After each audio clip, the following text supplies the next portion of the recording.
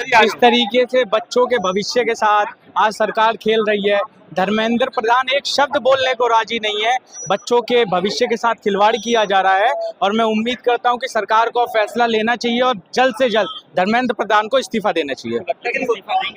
जी, मैं हमारी यही मांग है कि जल्द से जल्द इस्तीफा उन्हें देना चाहिए। इस्तीफा तो उन्होंने पिछली बार भी दिया था, पिछली बार देखिए, यही तो है दुर्भाग्य इस देश का कि इस देश में एक ऐसी सरकार चल रही है जिसने इस देश में बच्चों के भविष्य के साथ खिलवाड़ करने की एक पूरी योजना बना ली है और उसके बावजूद भी ना प्रधानमंत्री इस पर कुछ बोलते ना धर्मेंद्र प्रधान इस पर कुछ बोलते हैं। देश हित में चुप हो जाना चाहिए कभी-कभी आपको। अच्छा, देश हित में हमें चुप हो जाना चाहिए इस वजह से कि इतने बच्चों के भविष्य के साथ खिलवाड़ कर ले और आप लोग दलाली करने में व्यस्त हो जाए हैं। चौथा स्तंभ जिसे हम बोलते हैं, जिसे मीडिया बोलते हैं, आज वो मोदी की गुलामी कर रही है। तो ये मीडिया है या मोदिया, पहले आप मुझे ये बता दीजिए। पेपर लीक हुआ है जी, गलती मानते हैं आप इस पेपर? जी, पूरी तरीके से सरकार की गलती है, पूरी तरीके से धर्मेंद्र प्रधान शिक्षा मंत्री की गलती है। और हमारी यूथ कांग्रेस की सिर्फ एक ही मांग है कि जल्दी से जल्दी इस्तीफा दें, बस। पेपर लीक की अगर मैं बात करूं तो बड़ा ही गंभीर मसला है, बड़ा ही दुखद विषय है। देश के युवाओं के साथ में, देश के युवाओं के भविष्य के साथ में जो खिलवाड़ हो रहा है, देश के युवाओं को बर्बाद करने की जो ये एक सिस्टम चल पड़ा है कि देश के युवाओं को बार बार लाइन में लगाओ, बार बार उनसे पेपर करवाओ। कितनी मेहनत लगती है पेपर देने में, ये उन युवाओं से पूछकर देखिए जो युवा पेपर देकर निकले। लेकिन हमारे देश में तो सिस्टम बन चुका है। बीजेपी कहती है कहाँ पेपर लीक होता, कहीं कुछ नहीं होता है, सब झूठी अफवाह। देखिए, अब ये सवाल तो मुझे आपसे पूछना चाहिए, आप पत्रकार हैं तो आपकी जिम्मेदारी ज्यादा बनती है कि आप इन चीजों की तफ्तीश करें। जैसे आपने देखा गुजरात फाइल्स के अंदर एक पत्रकार महोदय थी जिन्होंने गुजरात के दंगों को एक्सपोज किया, अंडर कवर एजेंट थी। तो आज के टाइम में वो पत्रकार कहाँ है? आप मेरे से माइक लगाकर पूछ रहे हैं, मुझे लगता है कि आपको खुद जाकर के ग्राउंड पे, जमीन पे जो है ये काम करने चाहिए और उन चीजों को अंडर कवर होकर के निकाल के जनता के सामने रखना चाहिए। बच्चों ने पेपर दिया था सननेट का, क्या उनका भविष्य बर्बाद हो गया? देखिए, बच्चों का भविष्य तो यकीनन जिस स्थिति के अंदर बच्चों को पहुंचा दिया गया है, आज की तारीख में ये मानकर चलिए 28 साल और 30 साल तक के लोगों को तो पढ़ाई की लाइन में लगाया हुआ है, उनको बच्चे बनाया हुआ है। करोड़ों करोड़ों रुपए की जो कॉलेजों में फीस ली जा रही है, एडमिशन के नाम पे जो धांधली चल रही है, हर चीज में धांधली।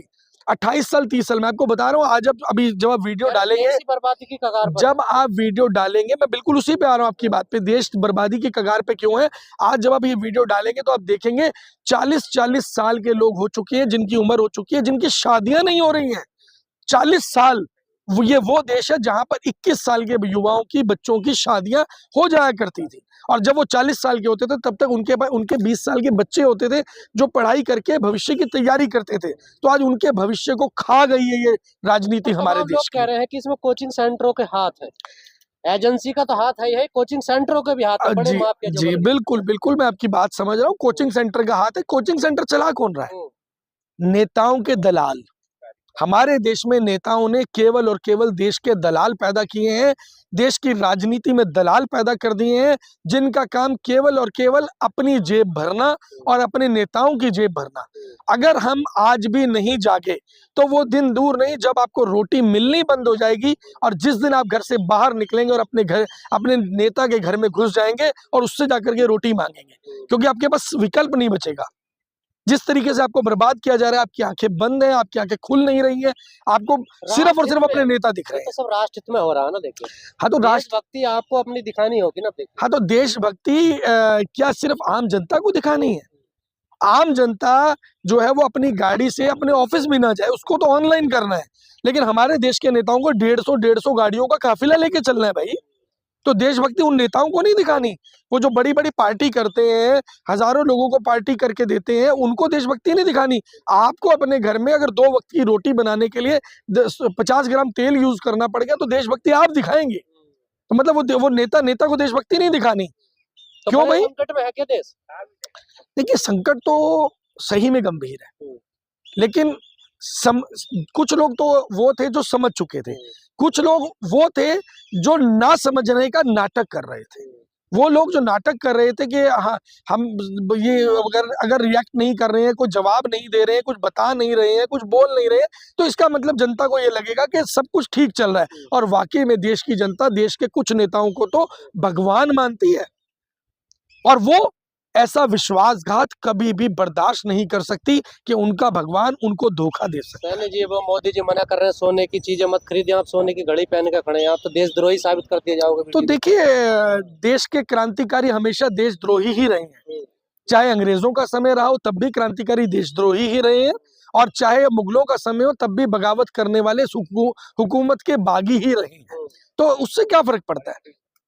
हमें देश से मतलब है, हम देश के लिए जिएंगे, देश के लिए मरेंगे, देश के लिए सब कुछ करेंगे। मोदी जी ने जो अपील की है, क्या आप उस पर विश्वास नहीं करते? क्या आप उस अपील को मानोगे नहीं? देखिए, वो ना बड़ी इलॉजिकल सी अपील है जो मोदी जी ने की है।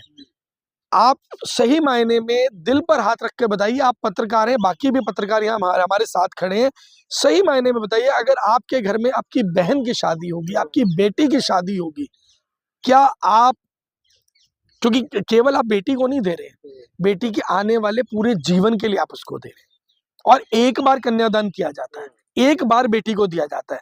तो आज बात केवल सोने तक नहीं है, आज बात आ गई है कि आपके किए जाने वाले कन्यादान पर भी रोक लगाने की तैयारी। कहीं ऐसा तो नहीं कल को मोदी जी कहने लगे कि एक टाइम खाना खाओ?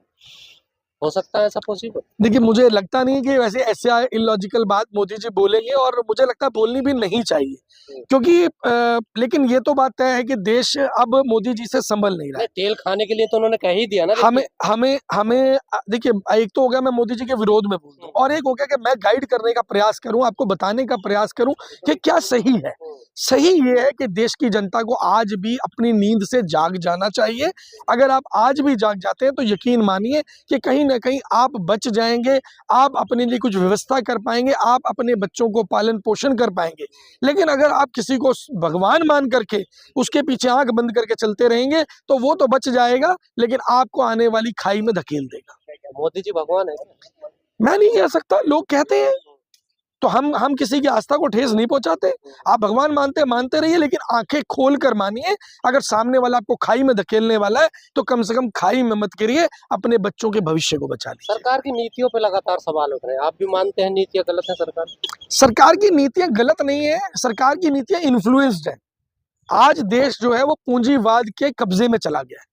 पूंजीवाद का मतलब ये हुआ कि हमारे नेताओं के ऊपर कहीं ना कहीं से दबाव है, चाहे तो विदेशों का दबाव मान लिया जाए, कहीं बड़े देशों से दबाव आ रहा है, या उनको मान लिया जाए कि उनके कुछ कुकर्म ऐसे थे जिसको वो एप्स्टीन फाइल का नाम निकल करके आया, उन कुकर्मों की वजह से दबाव के अंदर है, या माने कि उनकी पूंजीपतियों ने उनकी आंखों के ऊपर कुछ पट्टियां बांध दी, कुछ लग्जरी उनको दे दी, कुछ ऐसी चीजें उनको दे दी कि उनको देश के लोग दिखाई ही नहीं दे रहे।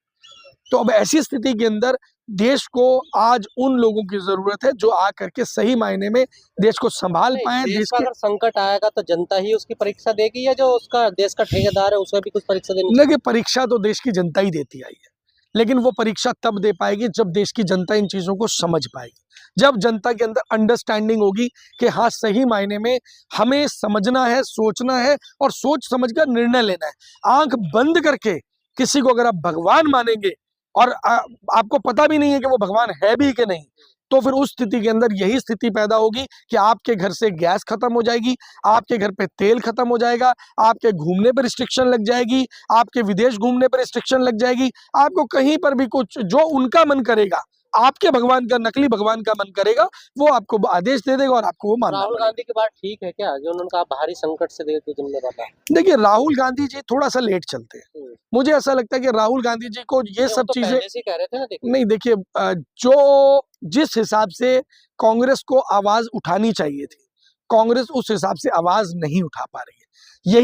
यही कारण है कि आज देश से विपक्ष खत्म हो चुका है। अब अगर आप बात करें तो कल अरविंद केजरीवाल जी ने जो प्रेस कॉन्फ्रेंस करी है, उसके बीच में उन्होंने एक्चुअल में क्या बोला है मोदी जी से कि आप अभी भी सही स्थिति के बारे में बताइए, क्योंकि जब आप सही स्थिति के बारे में बताएंगे तो देश के लोग कम से कम अपना डैमेज कंट्रोल कर पाएंगे। लेकिन अगर आप आज भी नहीं बताएंगे और अचानक से पता लगेगा कि डीजल खत्म हो गया पेट्रोल पंप के ऊपर, अचानक से पता लगेगा कि गैस की सप्लाई नहीं आ रही है, या फर्टिलाइजर ना होने की वजह से अनाज की शॉर्टेज हो गई है, तो उस वक्त में आपके हाथ से सब कुछ निकल चुका होगा।